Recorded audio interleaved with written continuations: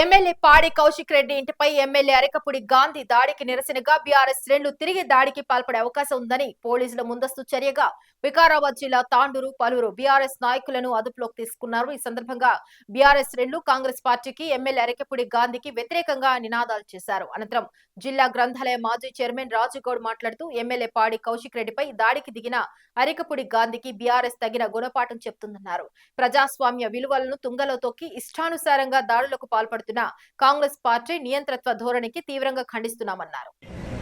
ఒకవేళ సిగ్గు, శరము, లజ్జ, దమ్ము ఏమన్నా ఉంటే టీఆర్ఎస్ పార్టీ నుంచి గెలిచి కాంగ్రెస్ పార్టీలో చేరి మరి నిన్న మా యువ ఎమ్మెల్యే పౌడి కౌశిక్ రెడ్డిపై దాడి చేయడం, ముఖ్యమంత్రి గారి ఆదేశాల ప్రకారం ఆయన ఇంటికి పోయి దాడి చేయడం ఏడు వరకు సమంజసమని టీఆర్ఎస్ పార్టీ అడుగుతుంది.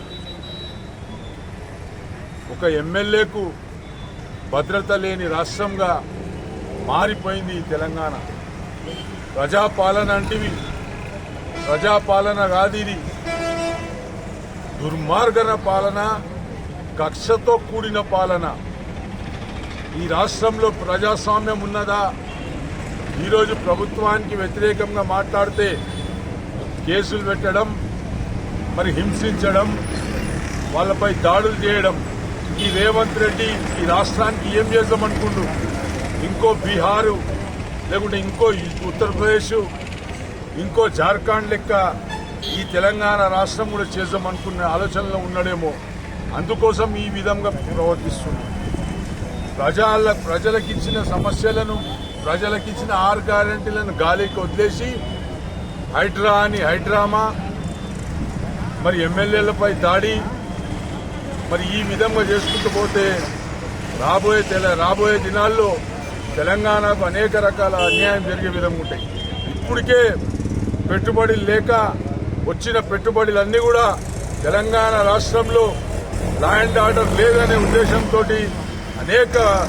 అనేక పెట్టుబడిదారులు ఈ రాష్ట్రం వదిలి వెళ్ళిపోయిన సంగతి కూడా తెలంగాణ ప్రజలందరూ కూడా తెలుసు. మీరు ఈ విధంగా దాడులు చేసినట్లయితే, మీరు ఈ విధంగా వ్యవహరించినట్లయితే దీనికి రెట్టింపు దాడులు టీఆర్ఎస్ పార్టీ చేయడానికి కూడా సిద్ధంగా ఉన్నదని చెప్పేసి కూడా ఈ సందర్భంగా చెప్పగలం.